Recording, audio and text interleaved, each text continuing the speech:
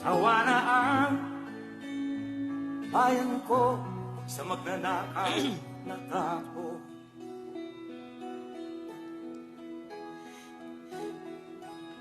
Madilim na kahapon, ikaw ang mag-aahon. Please be seated.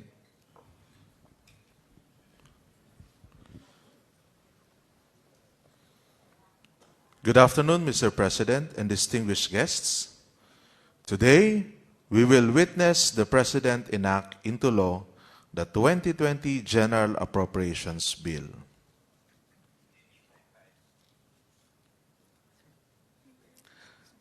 May we request the President to sign Republic Act 11465.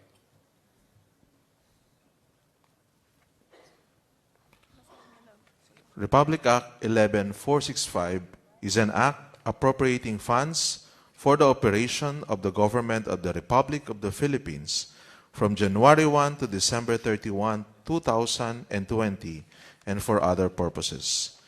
This bill authorizes the appropriation of funds for the operation of the national government, the local government units, and government-owned and controlled corporations for fiscal year 2020.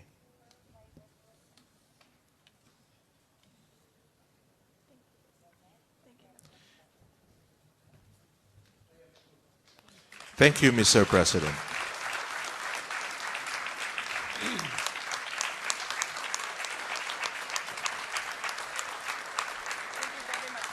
Thank you very much, Executive Secretary Salvador Majaldea, Senate President Vicente Soto, Senator Bongo, Senator Cynthia Villar, Senate Majority Leader Miguel Zubiri, Speaker Alan Peter Cayetano, Deputy Speaker El Rey Villaferte, Majority Leader of the House Ferdinand Martin Romualdez, House Minority Leader Bienvenido Abante, House Appropriations Committee Chairperson Isidro Ungab, DBM Secretary Wendell Abisado, and DF Secretary Carlos Dominguez III.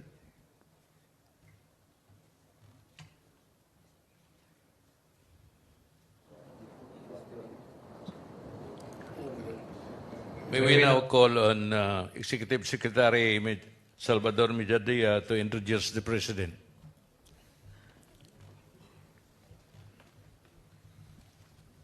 Magandang hapon po sa kanilang lahat. Ang Pangulo ng Republika ng Pilipinas, Mayor Rodrigo Roa Duterte.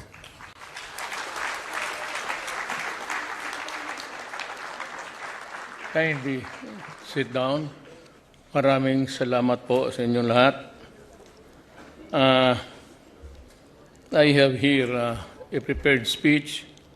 I may or I may not read it for there's a more overriding matter that has to be taken up today. May I just introduce the friends of the Filipino people, the Senate President Vicente Soto III, and the other honorable members of the Senate, House Speaker Alan Peter Cayetano, and the other members, the honorable members of the House of Representatives, Executive Secretary Salvador Majaldea, and other members of the Cabinet, Excellencies of the Diplomatic Corps, fellow workers in government, other distinguished guests, ladies and gentlemen. Basahin ko na lang muna siguro. Nakakahiya naman sa gumawa nito. Pawis rin ito. I am pleased to join you today as we welcome the new year with hope, much hope for the future of our nation.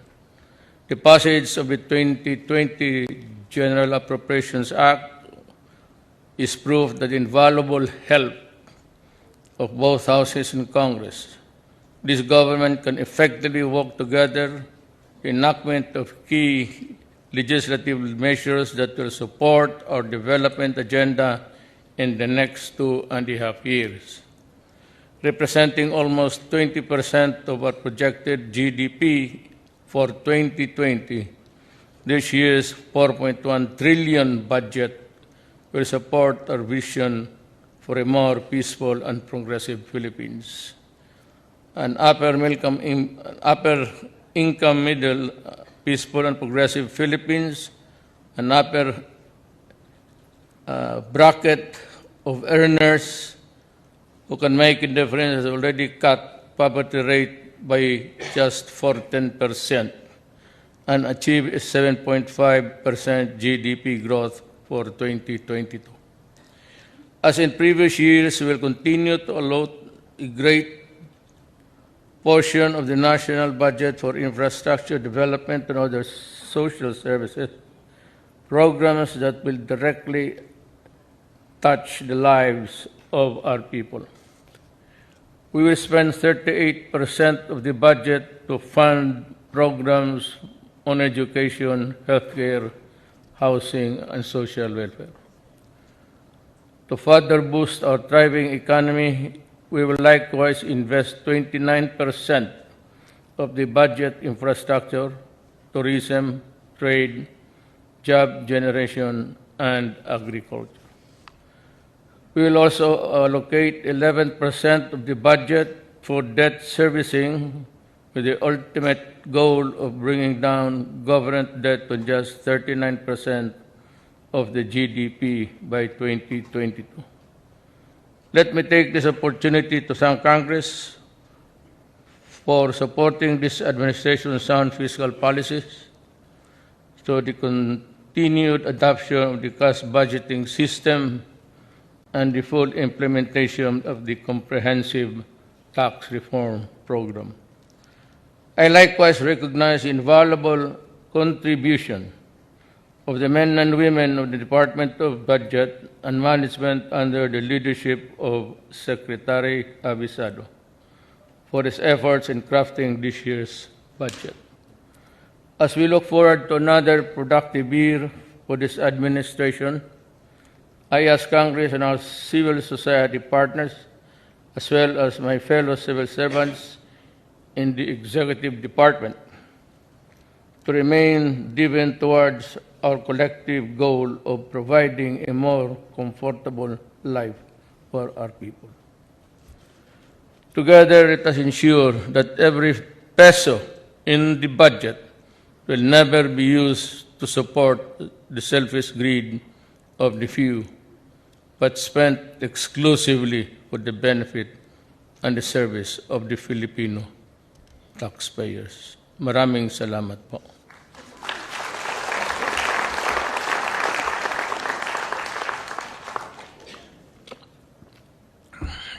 I do not have to belabor the point.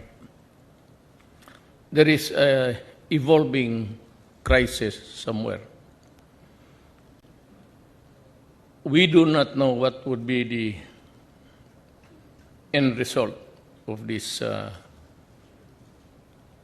crisis. It could lead to a protracted war. It could be a wide-scale strife. But whatever it is, we Filipinos are really in grave peril. We have so many millions, nearing 3, I think, of Filipinos working mainly in the Middle East. Kinakabahan ako.